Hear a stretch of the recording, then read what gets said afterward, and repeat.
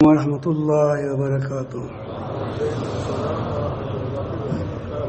نحمده ونصلي على رسوله الكريم اما بعد اعوذ باللہ من الشیطان الرجیم بسم اللہ الرحمن الرحیم ظہر الفساد في البر والبحر بما كسبت أيدي الناس ليذيقهم بعض الذي عملوا لعلهم يرجعون صدق اللہ مولانا العظیم۔ درود شریف پڑھیے۔ میرے معزز سامعین،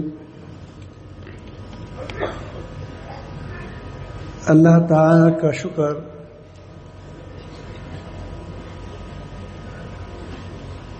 ہے کہ ابھی تک اللہ تعالی نے اجتماع کو بارش، باران اور ہواؤں سے بچا لیا۔ جن لوگوں نے یہاں وقت گزارا ہے انہوں نے دیکھا ہے کہ یہاں ہوا اتنی تیز چلتی ہے کہ ہماری یہ سولروں کو اڑاتے ہیں، کبھی اوپر کی جگہ پر ہے۔ ہمارے ساتھی حیران تھے، میں نے خود بھی ساتھیوں سے کہہ دیا کہ نہ گرمی برداشت کر سکتے ہیں، کیونکہ کسی وجہ سے ہم نے اجتماع کو آگے کر دیا۔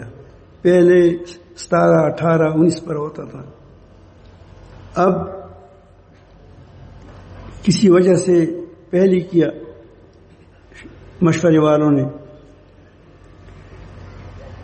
تو گرمی ہے، اب تو دھوپ جب نکلتی ہے آپ کو بتاتی ہے کہ یہاں گرمی ہے۔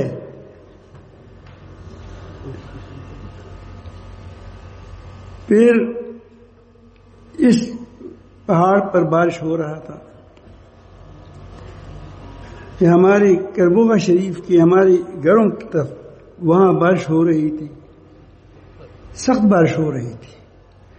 ہنگو وغیرہ میں بارش ہو رہا تھا، متخراج میں ادھر ادھر آس پاس، لیکن ہم تو یہی فکر میں تھے کہ یا رب العالمین نہ گرمی برداشت کرتے ہیں، نہ بارش برداشت کر سکتے ہیں، نہ ہوا برداشت کر سکتے ہیں، تو ہم کیا کریں گے؟ اب تو اللہ تعالیٰ جانتے ہیں کہ میں کیا کرتا ہوں۔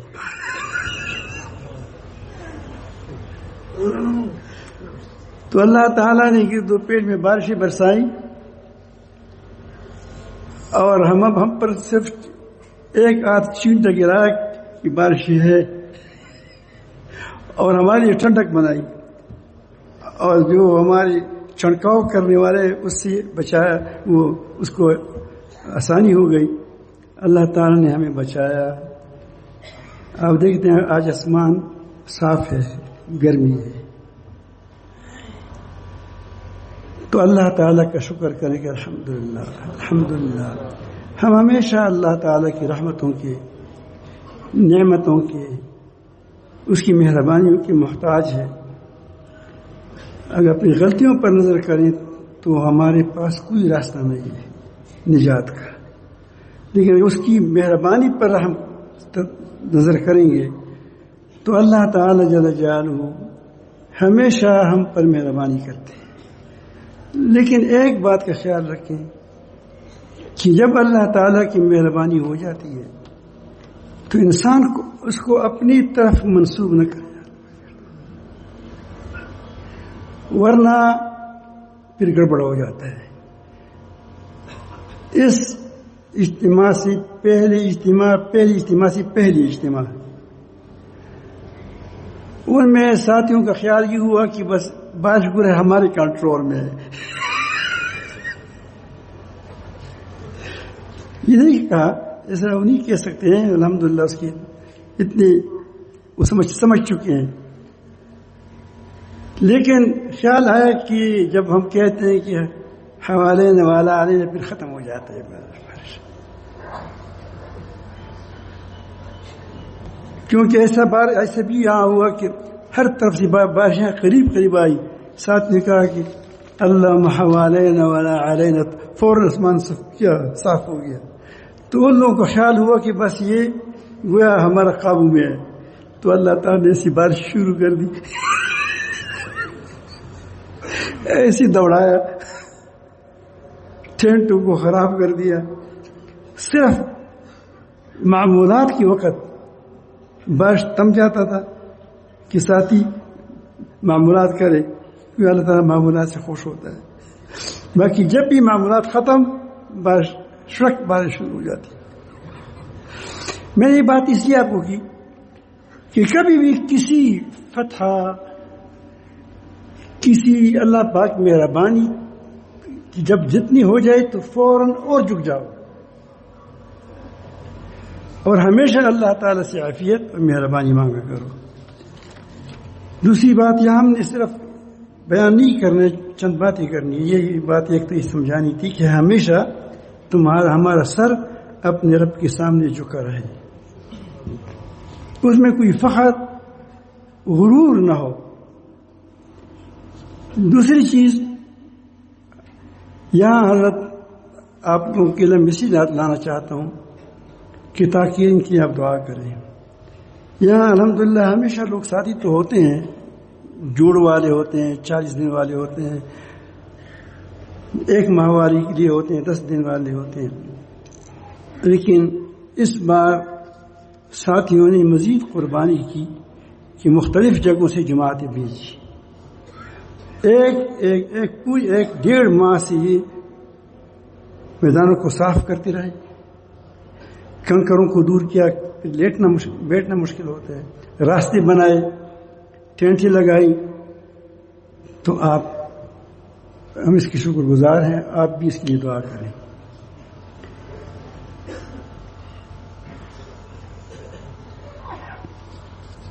کربوا شریف والوں نے ہمارے ساتھ ہمیشہ تعاون کرتے ہیں. بعض تو اس میں ایسے بھی ہوتے ہیں کہ تم ہم سے پوچھتی کیوں ہے کہ تمہارے کھیت میں ہم ٹینٹ لگائیں. اس پوچھنے پر بھی ہم خفا ہو جاتے ہیں. کربوا میں ایسے لوگ بھی ہیں ہمارے ساتھ یہاں ہیں کہ ہم سے پوچھو نہیں، بلکہ ایک قبیلہ ایسا ہے ہمارے کہ وہ کہتے ہیں کہ ہم سے پوچھیں گے نہیں، ہم اس پہ ہم شرمندہ ہو جاتے ہیں. آپ کی کہتے ہیں بس اس میں ٹینٹ لگائے. ایسے لوگ بھی ہیں اس میں الحمدللہ. بعض ایسے بھی ہیں کہ خود اس نے کہا کہ ہماری جگہوں میں ٹیوب ویل نکالیں، میں نام نہیں لیتا، پھر نام پر بھی خفا ہو جاتا ہے. وہ کہتے ہیں پانی نہیں نکل آیا تو میں ذمہ وار ہوں، ساتھ خرچہ میں کروں، لیکن میرے کھیت میں ٹیوب ویل نکال دو. تو آج 5 ٹیوب ویل ایک گھر کے اندر، اس کو کیا ٹربین ہے، ایک حکومت کا ٹیوب ویل ہے، 3 ٹیوب ویل ہماری چل رہی. یہ ہماری کربوا شریف کی زمینوں پر ہے. اس نے ہم سے کوئی مطالبہ نہیں کیا، اور بعض کا منت کرتے تھے. ایک وفات بھی ہو گیا بیچارہ کہ آپ ہماری جگہ کریں. میں کہتا ہوں کہ کربوا والے کو آپ اتنا یہ نہ سمجھے کہ قربانی نہیں کرتے، بس یہ ہڑ پڑ لوگ ہیں، زیادہ جانتے نہیں ہیں کبھی کبھی. لیکن اکثریت ایسی ہے، بعض ہوتے ہیں، بعض ہر جگہ شم پڑک تو ہوتے ہیں یہ تو ہر جگہ ہوتے ہیں، یہ تو کوئی جگہ خالی نہیں ہے ایسی. لیکن اکثر لوگ اس طرح الحمدللہ ہے. ہم اس سے بڑے خوش ہیں، اس کے لیے آپ دعاؤں میں ضرور یاد کیا کریں. یہ تو بہت ہے. تو یہ تیسری بات جو میں ضرورتی بات، یہ کربوا والے کی جو بوڑھے ہیں، نوجوان ہیں، مشران ہیں، یہ ہمارے راستے ٹھیک نہیں ہیں، اتنے کھلے نہیں ہیں. ان کو یہ احساس ہوتا ہے کہ ایک راستہ ہے، اس طرف لوگ بھی جاتے ہیں، ایک راستہ 10 برس سے لوگ آ جاتے ہیں، ایک 2 بس آتے ہیں. تو ان ساتھیوں نے اتنی قربانی دی کہ ان جگہوں کو صاف کیا، کیکروں کو صاف کیا، کہاں ایسا نہ ہو خطرہ ہو کی جگہ ہو اس میں گاڑی گر نہ جائے، کیونکہ اس وہاں تو رش ہوتا ہے. ابھی گاڑی ہمارے وہ یہ کربوا کی طرف سے پارک کی جگہ تک پہنچ گئی کڑی ہے، وہاں پارکنگ کے علاوہ وہاں پڑی ہے. تو ظاہر ہے کہ اتنی گاڑیاں جب چلتی ہیں، یہ ایک طرف کی ہے، دوسری طرف کیا اور ہے. تو یہ ان نوجوانوں نے بڑی خدمت کی. ہماری کربوا کی تنظیمیں ہیں، فلاحی تنظیمیں ہیں، انہوں نے تو اس کے لیے بھی دعا کریں اللہ تعالیٰ ان کی خدمات کو قبول فرمائے. آس پاس کی کیت والی تو قربانی میں نے پہلی کیا کہ قربانی کرتے ہیں، ہمیشہ کرتے ہیں بیچارے. اللہ تعالیٰ کو بھی اجر عظیم عطا فرمائے. یہ کام جو ہے یہ ہمارا اجتماعی کام ہے، تمام مسلمانوں کا کام ہے. تحریک ایمان یہ تمام مسلمانوں کا مشترکہ تحریک ہے. اسی لیے ہمارے ساری جماعتیں ہمارے سر کے تاج ہیں. اسی لیے ہم کسی جماعت کا حصہ نہیں بنتے کہ ایک کا حصہ بن جائیں گے تو دوسری جماعت کیا ہو جائے گی. اس لیے میں صفائی پیش کرنا چاہتا ہوں کہ ہماری ساری اپنی جماعتیں ہیں. اس کی کام اچھے کام ہے، اللہ تعالیٰ اس کو اور اچھا کر دیں، برکت نصیب فرما دیں. لیکن اگر ہم ایک تنظیم کے پاس ساتھ لگ جاتے ہیں تو یہ اجتماعیت ختم ہو جائے گی. اسی لیے ہم کسی کے حصہ نہیں بنتے ہیں. سارے ہمارے اپنے، دعائیں بھی کرتے ہیں، ہمارے کارکن بھی اس میں ہوتے ہیں، ایسا نہیں ہوتا کہ نہیں ہوتے. لیکن جماعت بحیثیت جماعت ہم کسی جماعت کی کسی تنظیم کی کوئی ہمیں اس کا حصہ نہیں ہے، تاکہ کوئی ہم سے گلہ نہیں کریں گے. ورنہ اگر ایک کے پاس جائیں گے اسی کے پاس نہیں جائیں گے تو پھر گلہ کریں گے کہ اسی کے پاس تو گیا. ہمارے مولانا عبداللہ صاحب تھے، بہت زبردست آدمی تھے، ہنگو والا. آپ نے دیکھا ہوگا یہ ہنگو والا، وہ جو ہمیشہ شیو ساتھ لڑتا رہتا تھا. اس کو ہم نے سپریم کونسل کا سنی یہ انگریزی میں نام بناتے ہیں، سنی سپریم کونسل بنایا تھا. تو اس پر دو قسم کے لوگ آ گئے کہ تم میرے پاس حمایت کرو ہماری. ایک تو حمایت چپکی بھی ہوتا ہے، میدان پر حمایت کرو. دوسرے نے کہا کہ میدان پر حمایت کرو. وہ بڑا سادہ آدمی تھا عبداللہ صاحب، عبداللہ صاحب. اس نے کہا کہ تم لوگوں نے سب مل کر مجھے سپریم کونسل کا بنایا ہے. تو یہاں سارے پیپل پارٹی والے ہیں، یا سپاہی صاحب ہے، جمعیت ہے، یہ سارے ہمارے ساتھ، ہم نے اس کو دم میں رٹنگ کڑی دی، جوڑ دیا ہے. تو مجھ سے یہ عہدہ لے لو، یہ عہدہ لے لو، پھر میں کسی کی طبیعت میں چاہتے ہیں اسی کے ساتھ ہو جاؤں گا. تو میں کہتا ہوں کہ اگر ہم نے تحریک ایمان کو ختم کرنا ہے تو پھر کیا کریں گے؟ پھر تو اس طرح کریں گے، ورنہ ہم کسی تنظیم کی حصہ نہیں ہے. آپ کو ذہن میں بات رہے. دوسری پڑے اللہ مسئلہ.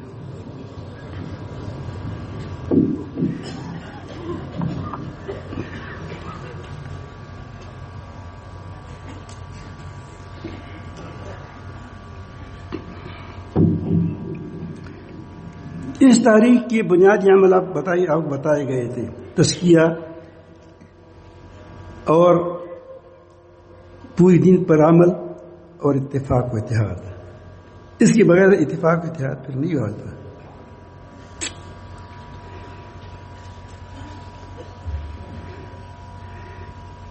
اب امت آج کل اندھیروں میں ہے.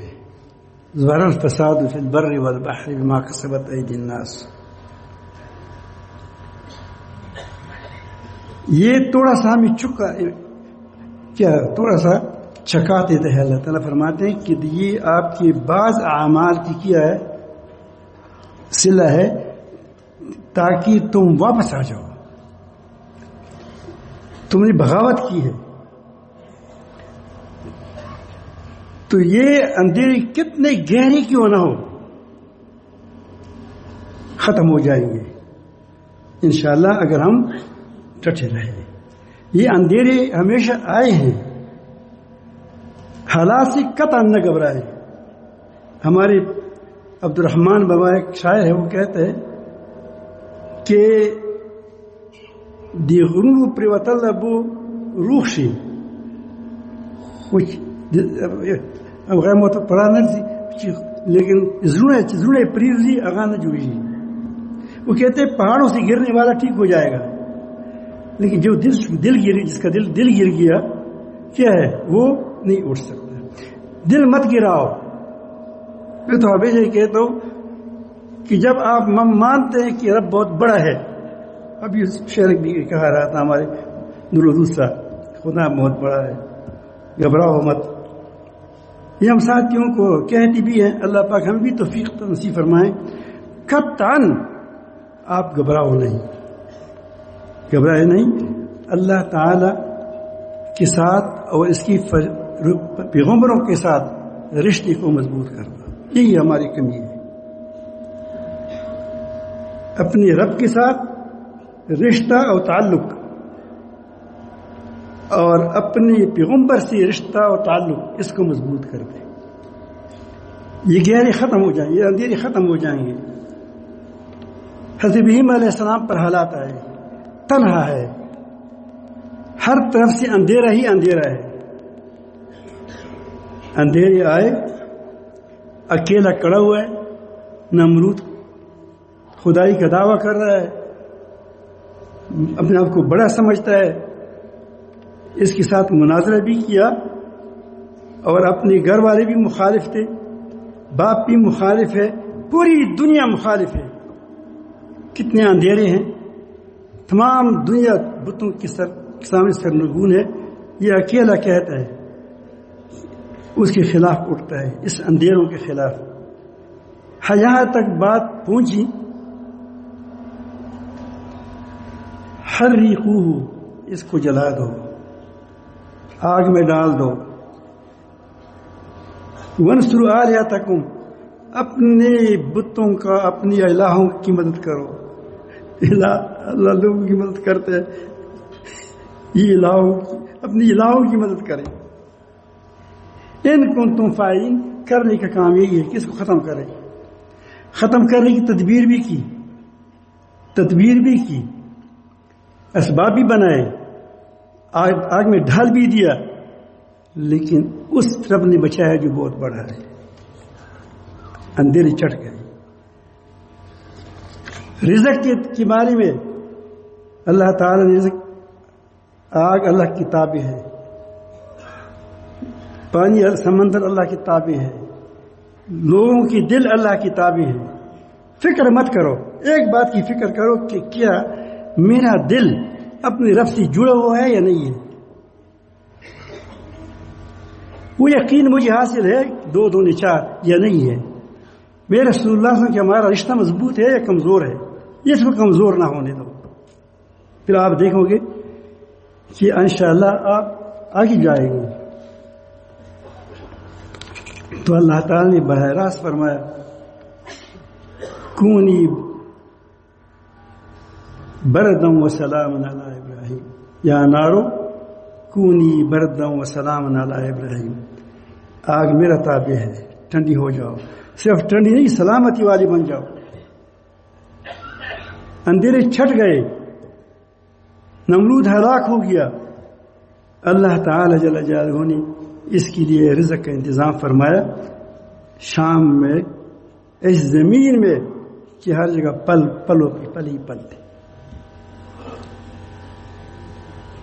تو مرزا رزق کے لیے گھبراؤ، یہ رب نے ہمارے لیے بنائی یہ چیزیں. بھائیوں کا حسد کیا یوسف علیہ السلام کے ساتھ. اب کتنا بڑا اندھیرا ہے کہ ساری بھائی تمہارے مخالف ہو. بڑا اندھیرا ہے کہ ساری بھائی مخالف ہو، اور یہ بچے بھی ہو، چٹا بھی ہو، اور کوئی کے اندھیرے میں ڈال دیا. میں مختصر بات کرتا ہوں صرف بتانے کے لیے کہ ہمیں کرنا کیا ہے، کیونکہ آج امت گھبرائی ہوئی ہے. میں اس گھبراہٹ سے گھبراتا ہوں. کبھی پھر یہ کیا ہوگا، پھر یہ کیا ہوگا، کچھ بھی نہیں ہوگا. پوری دنیا مل کر، واللہ پوری دنیا مل کر اگر ہمارے اندر وہ ایمان آ گیا جس کو اللہ ایمان کہتا ہے، یہ پوری دنیا تمہارے سامنے نہیں ٹھہر جائے گی. لیکن وہ ایمان ہمیں آ جائے. میں دعا کرتا ہوں ہمیں بھی نصیب فرمائے. مصر بھائیوں نے حسد کیا، کوئی میں ڈال دیا، مصر میں پہنچ گیا. مصر کی عورت نے تنگ کیا، جیل میں چلا گیا. جیل سے جا کر کہاں پہنچ گیا؟ بادشاہی پر بیٹھ گیا. اندھیرے کتنے گہرے ہو، ڈرو مت، لیکن اپنی اصول اللہ تعالیٰ کی بتائی ہوئی اصولوں پر قائم رہو. آزمائشیں آئیں گی، ہر آزمائش تم کو آگے لے جائے گا. بھائی کی حسد نے کنویں میں ڈال دیا، آگے لیا. قافلے والے آئے، اس نے اٹھایا. اگر یہ حسد نہ ہوتی تو قافلے نہیں ہوتے، تو کنواں نہیں ہوتا تو قافلے والے کسے اٹھاتے؟ اس کو اٹھاتے. جب قافلے نے اٹھایا حسین جمیل تک کہ شہزادہ نہ ہو، اس نے فروخت کر دیا آسان قیمت پر. اور فروخت بھی وہاں کیا جہاں عزیز مصر، وہ بیوی فروخت ہو گئی. قسمت ہے. انہوں نے پلاننگ بنا دی. پھر انہوں نے، وہ مصر کے لوگ تھے نا، پہلے سے مشہور ہے. انہوں نے کہا کہ یہ ہماری عورت ہے، اس کو پیچھے نہیں چھوڑتی، اس کو جیل میں ڈال دو، نظر بند کر دو.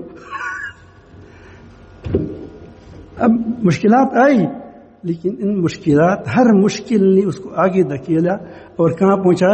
بادشاہ کی پسرائی پر اٹھایا. یاد رکھیں، انہوں نے بادشاہی مانگی نہیں تھی. ہم اس کے لیے یہ کبھی کہتے ہیں کہ یہ بادشاہی مانگی تھی کہ مجھے خزانے دے دو، میں حفیظ ہوں، کیا ہوں، جانتا ہوں اس بات کو. دراصل بات یہ بنی تھی کہ اس نے خواب بھی بتایا تھا، تدبیر بھی بتائی تھی جیل کے اندر. اور اس کی صفائی اس پر جب کھل گئی تو سمجھا کہ یہ کام ایسی، اس کے علاوہ اور کوئی نہیں کہہ سکتا. آپ ایسی مقام پر اپنے آپ کو پہنچاؤ. میں ہمیشہ ساتھیوں کو کہتا ہوں کہ اپنے آپ کو ایسی مقام پر پہنچاؤ کہ لوگ تمہیں محتاج بن جائے، کہ یہ ہمارا مسئلہ حل کر سکتا ہے. اور اگر آپ کو یقین نہ آئے تو قرآن مجید کی لفظ کو دیکھو، فلما کلمہ، جب ان کے ساتھ مذاکرات ہو گئے. کیا ہو گئے؟ مذاکرات. وہ مذاکرات موجود ہے تورات میں، آج بھی موجود ہے. کہ اتنی بڑی آفت سے ہم کیسے بچیں گے؟ تمہارے علاوہ ہم نہیں بچ سکتے. اس کے بعد اس نے کہا کہ کیا کریں؟ ٹھیک ہے، جب آپ اتنے اصرار کرتے ہیں تو پھر خزانے کی چابی میرے پاس ہوگی. ایسا نہ ہو کہ میں جمع کروں، فراڈی لوگ آئے اس کو اڑائے. نہیں تھا جو کیا تھا وہ چودھری صاحب، قاضی کیا نام تھا، ساکم صاحب، چندہ جمع کیا ہم نے، لوگوں نے جمع کیا ڈیم کے لیے، وہ لے گیا. چابی بھی میرے ساتھ ہو، جمع کرنے والے ساتھ جمع بھی میں کروں، تقسیم بھی میں کروں. یہی بات کر رہا تھا. تو اللہ تعالی نے وہاں اس کو بچا دیا. لوگوں کا خیال ہے کہ خوشحالی رزق میں ہے، بغات میں ہے، لیکن یہ نہ ہو تو پھر کیا کریں گے؟ تو اس سے یہ لوگ گمراہیوں میں پڑ جاتے ہیں. تو آپ اس کا فکر نہ کریں. رزق آپ کو اللہ تعالیٰ دے گا، اچھا دے گا. موسیٰ علیہ السلام کو انہوں نے اٹھایا، خوب جانتے تھے کہ بنی اسرائیلی ہے، لیکن اللہ تعالیٰ فرماتے ہیں القیت علیک محبۃ منی، میں نے تم پر ایسی محبت ڈال دی کہ کوئی تم کو انگلی نہیں اٹھا سکتا. تم کیوں ڈرتے ہو؟ اپنے رب سے جڑے رہو.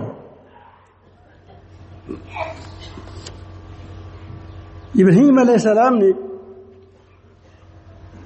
کو اللہ کے حکم سے کعبہ آباد کرنا تھا. اس کو کہتے ہیں تحریک. ایک مرکز بنانا تھا. ایک مرکز وہاں بن گیا شام میں. ایک مرکز کہاں بنانا تھا؟ کعبہ میں. اس کو اللہ کا حکم ہوا کہ پہلی بنیادوں پر وہاں بنیادیں ہیں، اسی بنیادوں پر کعبہ تعمیر کریں. اس کے لیے ایک ایسی ماحول کی ضرورت تھی جو ایک آدمی کے ایسے ضروری تھا، کیونکہ وہ اطراف میں گمراہی تھی کہ وہ کسی سے متاثر نہ ہو جائے. تو اس کو فران کی پہاڑیوں میں بھیجا. شاگرد میں پانی ہے.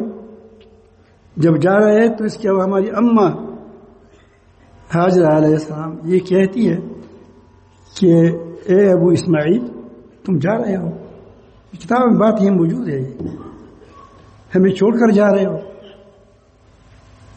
تو اس کا دل بھرا ہوا تھا. وہ جانتا تھا کہ اللہ اس کی حفاظت بھی فرمائے گا، لیکن انسان ہے، دل بھرا ہوا تھا. تو ایسا نہ ہو کہ اسی طرف رخ کر کے میرے آنسو کو دیکھے پریشان نہ ہو جائے. پھر کہا کہ ابو یہی ہمیں چھوڑ رہے ہیں اس بیابان میں.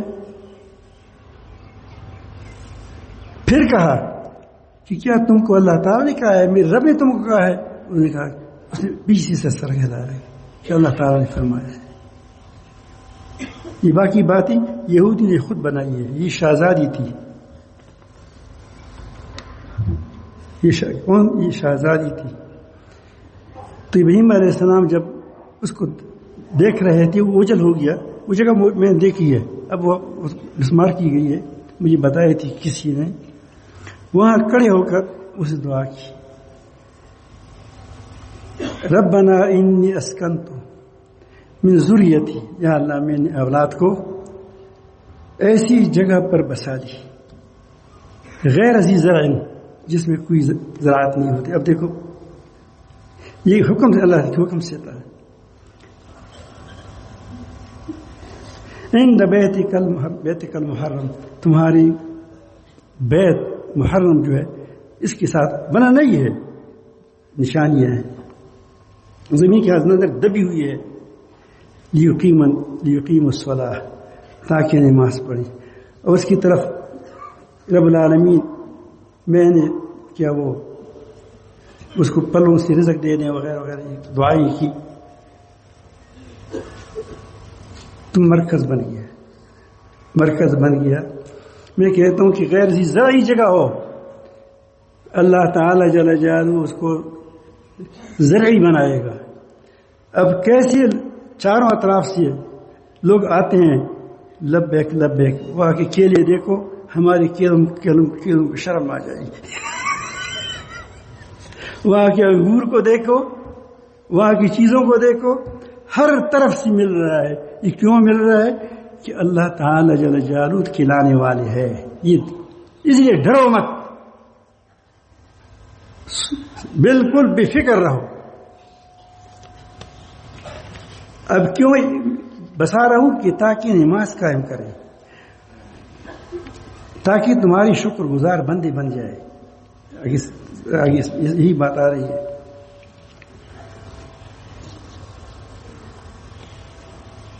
یہ بات آپ نے سن لی، ساری اندھیروں میں اٹھے، لیکن اللہ تعالیٰ نے کی ساتھ جب تعلق جڑا ہوا ہو اور اپنے کام کو جاری رکھو تو اندھیرے چڑھ جائیں گے.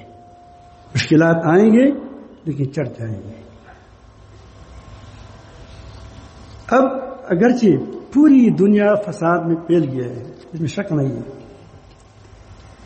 لیکن ہم خالق کے اسباب کی بجائے اسباب کی طرف دیکھ رہے ہیں. اس پر ہمارا بھروسہ ہے. ہم نے اسباب اللہ تعالیٰ نے پیدا کی ہے، لیکن اسباب کو خدا بنانا کیا ہے؟ کہ جس طرف اسباب ہے اس طرف ہمارا رخ ہے. امریکہ کے پاس کچھ طاقت کچھ بھی نہیں ہے. ایمان کے سامنے امریکہ کی طاقت کچھ نہیں. اگر ہوتی تو 6,000 طالبان اس کو نہ بگاتے.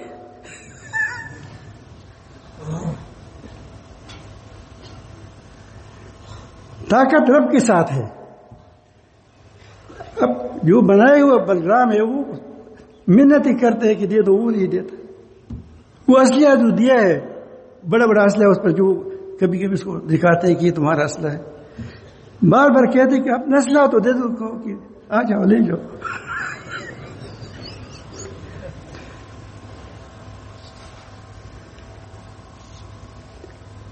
لیکن ہم نے ایک غلط سوچا ہے کہ گویا ہم غلامی کے لیے پیدا ہو گئے ہیں، ہمیں غلام رہنا ہے، کسی نہ کسی کے غلام رہنا ہے، کسی کے نہ کسی کا. اس چیز نے ہمیں تباہ کر دیا.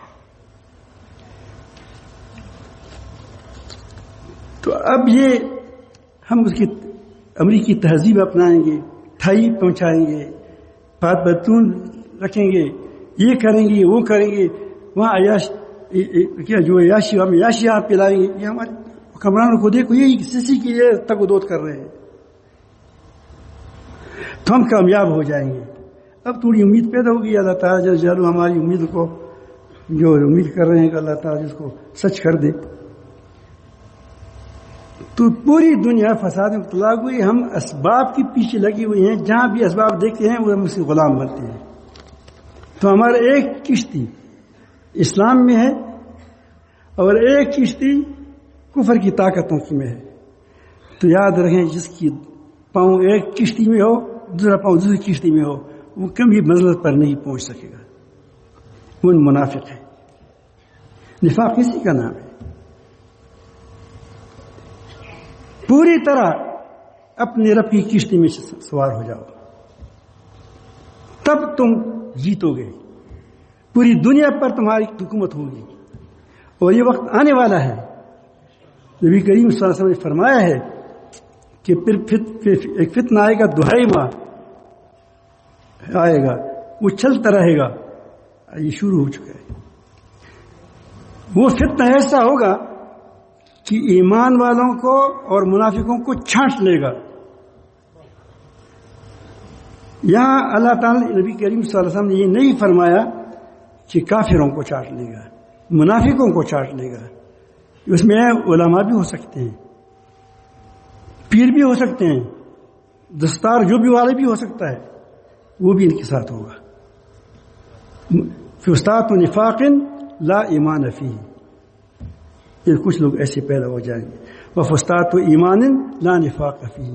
پھر اللہ تعالیٰ فرماتے کہ اس کے بعد دجال آج آ جائے، کل آ جائے، لیکن جیتے گا کون؟ مومن جیتے گا. فکر نہ کرو. دراصل ہمیشہ تبدیلیوں کے لیے ایمان اور اللہ تعالیٰ کے احکام سے وابستہ ہونا ہے. وابستہ رہو گے تو انشاءاللہ کوئی طاقت تم کو نقصان نہیں پہنچاتا. جب ہم مانتے ہیں کہ طاقت کس کی ہے؟ اللہ تعالیٰ. اگر شہید ہو گئے آپ تو آپ کے ایک قطرے سے ایسا مجاہد بنے گا کہ ان کے سروں کو توڑ دے گا. وہ بھی اس لیے ہوگا.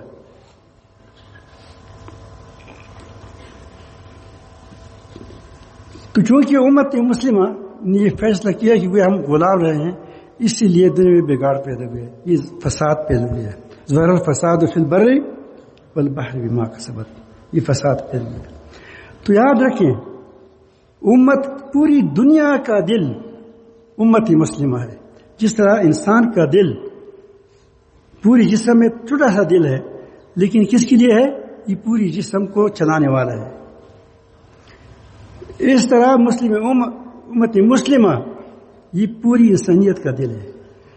جب انسان کے دل کے اندر بگاڑ آ جاتا ہے تو تمام وجود کے اندر بگاڑ آ جاتے ہیں. آنکھیں غلط دیکھتی ہیں، ہاتھ غلط کیا وہ استعمال ہوتا ہے، پاؤں غلط استعمال ہوتے ہیں، شرمگاہ غلط استعمال ہوتی ہے، ہر چیز غلط استعمال ہوتی ہے. بگاڑ گیا، دل میں بگاڑ آ گیا. جب امت مسلمہ بگڑ جاتی ہے، امت مسلمہ، تو تمام دنیا میں بگاڑ آ جاتی ہے. کیونکہ دنیا میں سنبھالنے والا یہی امت ہے. جب اس میں بھی بگاڑ آ گیا تو اس کو امت دل ہے تو ظہر الفساد فی البر والبحر بما کسبت ایدی الناس، پھر پھیلے گا فساد. اس کے لیے ہم پہلے تو امبیا سے اٹھتے تھے، اب یہی امت مسلمہ ہے، اس لیے اٹھی گئی۔ ایک بات علماء کی ہمارے سر کی تاج ہے، میں اپنے شروع کرتا ہوں، خود اپنے آپ کو کہتا ہوں، آپ کو سناتا ہوں کہ میری اپنی کیفیت یہ ہے، یہ غلط وہی کہتا ہوں کہ علماء جس پر علم کا نام لگا ہوا ہے وہ اس امت کی دل ہے۔ امت مسلمہ پوری انسانیت کی دل ہے، اور یہ علماء یہ امت کا دل ہے۔ اگر علماء ٹھیک رہیں گے تو پوری امت ٹھیک رہے گی۔ علم صرف پڑھانے کا نام نہیں ہے۔ اگر پڑھنا پڑھانا ہو، تدریس ہو، شیخ الحدیث ہو، مفتی ہو، سب کچھ ہو، پڑھتے ہو پڑھاتے ہو، لیکن اس کے اندر خشیت الہی نہیں، عظمت الہی نہیں، مخلوق سے یہ خوف کرتا ہے، اسباب نہیں تو مایوس ہو جاتا ہے، تو اس کے پاس علم کی صورت ہے، علم نہیں ہے۔ اور صورت علم کوئی کام نہیں کرتا، اس سے تبدیلی نہیں آئے گی۔ تبدیلی تب آئے گی کہ انما یخشی اللہ من عبادہ العلماء، اس میں خشیت الہی ہو۔ خشیت الہی نہیں تو اللہ تعالی سے دور ہے۔ ایسے آدمی پڑھے گا حدیث پڑھائے گا، لیکن اس حدیث پر خود عمل نہیں کرے گا، تو ایسے علماء سے تبدیلی نہیں آئے گی۔ تو علماء کس کی دل ہے؟ امت کی دل ہے۔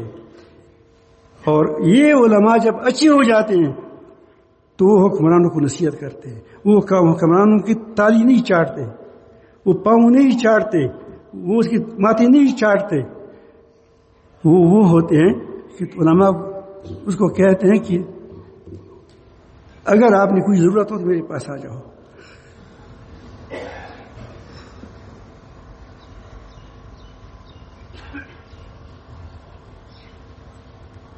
ایسا ہوا ہے،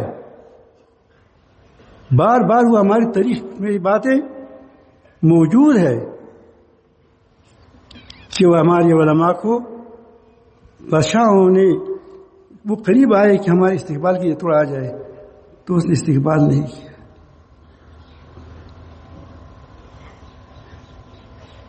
جب وہ آئے پھر خود گئے، پھر اس کے پاس پھر آ گئے، پھر جب جانے لگے تو اس کے ساتھ چلنے لگے، تو اس نے کہا کہ آپ تو پہلے جب آئے تھے تو ہمارے ساتھ کے لیے اٹھے بھی نہیں تھے، اب ہمارے ساتھ چلنے لگے۔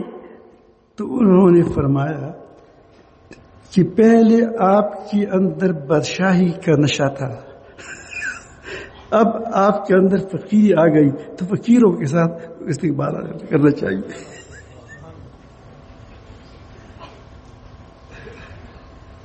تو ایسے علماء سے پھر کیا ہوں گے؟ حکمران متاثر ہوں گے۔ حکمران پھر ایسے جب علماء کے ساتھ ایسے علماء ہو جائیں گے، چپلوس نہیں، چپلوس تو اور بربادی کرتا ہے۔ اکبر کو کس نے برباد کر دیا؟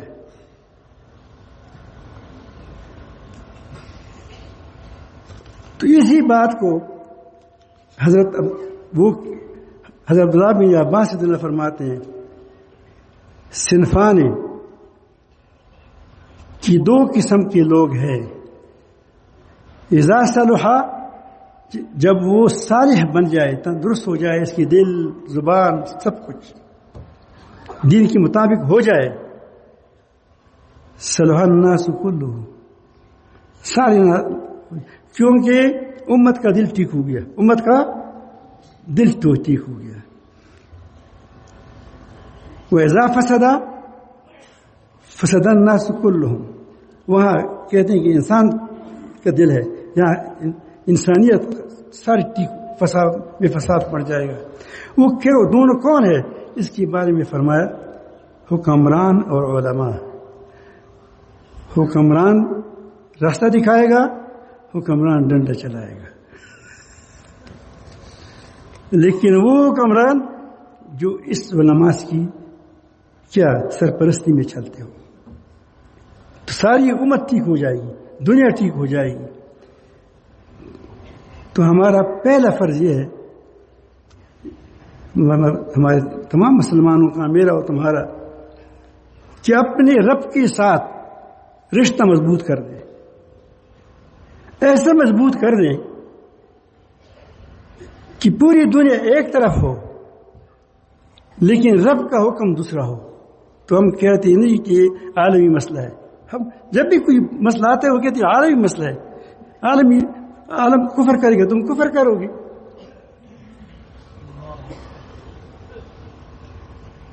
سود تمام دنیا کرتے ہیں، تم کیا سود عالمی مسئلہ ہے، ہم بھی کریں گے.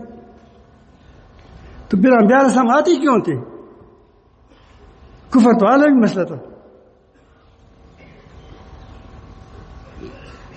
تو اس عالمی مسئلے کے سامنے ڈٹ جانا ہوگا.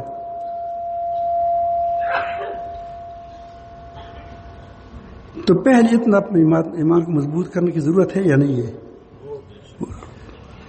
کہ جس کی واقعی دل کی نظریں اپنے رب کے سوا کسی پر نہ ہو کہ میرا رب کیا کہتا ہے. ہاں جہاں تک جائز وہ چلتا ہے، جواز کے حد تک جہاں چلتا ہے اللہ جائز دیتا ہے جاتا ہے. لیکن اللہ کہے رک جاؤ تو رک جاتا ہے، نہیں جاتا آگے، ایک قدم نہیں لوں گا. اس دن ہماری مولانا نے بھی فرمایا تھا، نے فرمایا تھا کہ اپنے اولاد اہل عیال سے شروع کر دو، اس کی تعلق کو اس کو نیک بنا دو. مساجد میں لے جاؤ، نیک صالح مجالس میں لے جاؤ.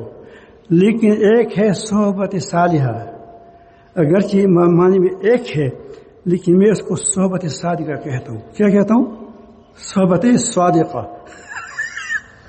کیونکہ صالحہ سے عموماً یہ ہوتا ہے کہ ذکر ہوتا ہے، جشوال ہوتا ہے، یہ ہوتا ہے، وہ ہوتا ہے، لیکن جھوٹ بھی بولتے ہیں. کیا کرتے ہیں؟ غیبت بھی کرتے ہیں، بدگمانیاں بھی کرتے ہیں، پروپیگنڈی بھی کرتے ہیں، ہے یا نہیں ہے؟ سب کچھ کرتے ہیں، دینی اعمال کرتے ہیں، لیکن صحبت صالحہ بظاہر ہے ظاہری، لیکن یہ صادقہ نہیں ہے. تو صحبت صالحہ صادقہ ہو. اور اللہ تعالیٰ نے اسی کو فرمایا یا ایھا الذین آمنوا اتقوا اللہ، اے ایمان والو تقوی اختیار کرو. تقوی کی پیدا کرنے کے لیے، تقوی کی بڑھانے کے لیے، تقوی کی حفاظت کے لیے، تقوی میں ترقی کرنے کے لیے صحبت صادقہ ہے. وَكُونُوا مَعَ الصَّادِقِينَ. اندرونی کی چیز بتائی، بیرونی تو لوگ کرتے رہتے ہیں، دین کے نام پر کیا نہیں ہوتا. تو ایسے لوگوں کے ساتھ بیٹھا کریں. صحبت صالحہ اور صادقہ. صالح نہیں کہ اس کا اعمال بھی صالح ہو، لیکن جب صالحہ ہوگا تو صالح ہوں گے. اللہ تعالیٰ کے کلام بہت کیا ہے، بہت ایک بات کے اندر پوری دنیا سموئی ہوئی ہوتی ہے. حکمرانوں کو چاہیے کہ اپنا تعلق اپنے رب سے مضبوط کر دیں. دیکھو تو صحیح، ہمارے مولانا عبدالحکیم صاحب تھے، اللہ اس کو مغفرت نصیب فرمائے. وہ جب کام شروع کر دیتے تھے، ایک دو آدمی ہوتے تھے، بھاگتے تھے لوگ. وہ کیا کہ دیکھو تو صحیح، یا زیر ہمیں کا اس کے اپنے الفاظ تھے. تو اس بات کو پرکھو تو صحیح، تم نے ایک قدم تو جرأت سے لے لیا، دیکھو دنیا تمہاری طرف متوجہ ہو گئی. 2 کر دیے. اب کوئی کہتے ہیں کہ ہم تمہارے ساتھ وعدہ کرتے ہیں، کوئی تمہارے ساتھ وعدہ کرتے ہیں. یہ اس ڈروں کے اندر شاید اتنے اخلاص نہ ہو، لیکن پھر بھی اللہ تعالیٰ جل جلالہ اس زمانے میں اتنی اخلاص کی بھی قدر کرتے ہیں کیونکہ جب کوئی چیز مہنگائی ہو، کوئی چیز کم ہو جاتی ہے یا ختم ہو جاتی ہے، اس کی قیمت بڑھ جاتی ہے. ایک زمانے میں ٹماٹر 400 روپے کلو تھا، لوگ چنا پاٹ استعمال کرتے تھے، وہ نہیں وہ جو سفید سا ہوتا ہے. ٹماٹر پڑے ہوتے ہیں. جب ہم جاتے تھے کہ ٹماٹر دے دو، تو اگر ہم اس کو ڈھونڈتے تھے تو کیا اوپر سے لے لو، نہیں لیتے سیدھے چلے جاؤ. اس دغدار ٹماٹر کی بھی کیا بڑی اہمیت تھی. آج کل دغدار ایمانوں کی بھی اہمیت ہے. لیکن اگر کہ داغ اتر جائے تو پھر کیا ہوگا اس کا اس زمانے میں. تو اپنے رب کے ساتھ اپنے حکمرانوں کو چاہیے کہ وہ تعلق مضبوط کر دیں، رشوت خوروں کو ختم کر دیں. یہ جو آپ کے وہ رشوتوں پر وہ منصبیں ملتی ہیں اس کو ختم کر دو، یہ اللہ تعالیٰ کے حکم کے خلاف ہے. ڈرو مت کہ فلان کچھ کہے گا، فلان کچھ کہے گا. کچھ بھی کچھ نہیں کہا. انشاءاللہ تمہارے ساتھ رب ہوگا. اور پھر پاکستان کی قوم غیور ہے، سب کچھ بیماریوں کے باوجود وہ کڑی ہونے والی ہے. جہاں بھی کوئی مسئلہ کھڑا ہوتا ہے تو پاکستان کے عوام کھڑے ہوتے ہیں. اس میں غیرت ہے، دینی غیرت ہے اس کے اندر.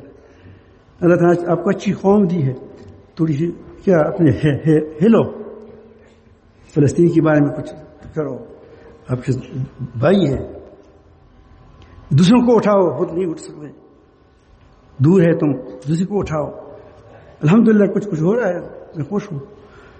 لیکن اتنے پر نہیں، تھوڑا سا جیسے وہاں آپ نے 2 ڈس کر دیا، 2 ڈس ہونی چاہیے.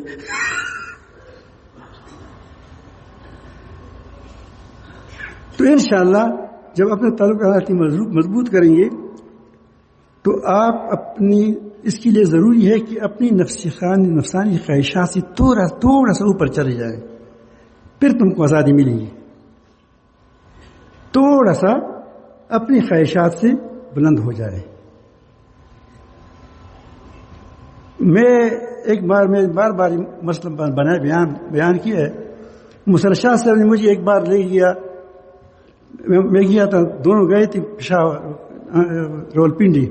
وہاں نسیم مامو بڑا دیندار آدمی تھا. وہ کبھی اقوام متحدہ میں وکیل رہا تھا، کوئی بڑا تھا. پھر بوڑھا ہو گیا تھا تو اس کا دوست تھا، اس نے کہا کہ وہاں اس نے ناشتے کے بارے میں بار بار اصرار کرتے ہیں کہ ایک بار ہمارے پاس بھی آ جائے. تو میرا خیال تھا ٹھیک ہے وہاں علماء آئے ہوں گے. میں گیا تو وہاں سارے کالی کوٹ والے تھے، وہ وکیل وہ کلا تھے. وہ کہا ہمارے بھائی ہیں، نیک ہو ہمارے بھائی ہیں. وکیل آئے تھے. جب ہی میں وہاں پہنچا تو ایک اس میں کا جو سردار تھا وہ اٹھ گیا. وہ نے کہا کہ مفتی صاحب ہم ایک سوال پوچھنا چاہتے ہیں کہ آزادی کیا چیز ہے. میں کہ یار رب العالمین یہ کیا کہتے ہیں. تو جب بھی آپ کو کوئی مسئلہ پیش آئے تو کسی طرح متوجہ ہو جاؤ، ایسے متوجہ ہو جاؤ. ویسے ایسے وقت میں ویسے بھی انسان الگ طرح متوجہ ہوتا ہے، کیوں ڈب لگ جاتا ہے. تو دل میں اللہ پاک نے بات ڈالی تو میں نے اس کو کہا کہ ہم آزادی اس کو کہتے ہیں کہ اپنی خواہشات نفس سے آزاد ہو جائے. اگر ہم یا ہماری قوم یا ہمارے حکمران اپنی نفس کی خواہشات سے آزاد ہو جائے گی تو وہ امریکہ کا غلام نہیں رہے گی. اپنی سینئر کا کیا اس کا غلام نہیں رہے گا، وہ آزاد ہوگا. میں کہا چائے لگاؤ، چائے پیا. تو تھوڑا سا نفس سے کیا ہو جائیں، ہم اٹھ جائیں اوپر. تو اللہ تعالی ہماری انشاءاللہ ہماری قوم کی اصلاح ہو جائے گی. فروعی مسائل کے بارے میں علماء کو درخواست ہے کہ فروعی مسائل کی بجائے امت کی بنیادی اصول بس بتائے جائیں کہ تمہاری بنیادی عقائد کیا ہے، بنیادی اصولی عقائد کیا ہے، بنیادی احکام کیا ہے، اس پر امت کو لایا جائے. اب میں بتاتا ہوں ہم ساری سماع موتا ہم ماننے والے بن جائے تو معاشرہ ٹھیک ہو جائے گا.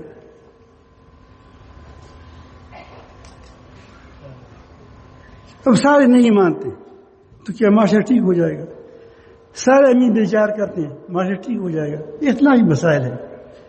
یہ اپنے اپنے 10 حد تک محدود رکھیں کریں لیکن اپنے 10 حد تک اس کو عوامی مسئلہ نہ بنائیں تو بن جا تو لوگوں کو اپنی مشائخ قدردانی ہو جائے گی. مشائخ قدردانی کرو اس کو ہو جائے گی. اب میں تمہاری پیچھے گالی کرتا ہوں کہ یہ مذہب خراب ہے، یہ ٹھیک نہیں ہے، یہ غلط ہے، یہ بدعتی ہے. وہ کہتے ہیں کہ یہ بدعتی ہے، یہ کافر ہے. تو ایک کافر ہوا ایک بدعتی ہو گیا. وہ عوام کہتے ہیں کہ دونوں کو چھوڑ دو. میں تم کو کہتا ہوں کہ پیر صاحب تم کو پیر صاحب دونوں پیر بن گئے.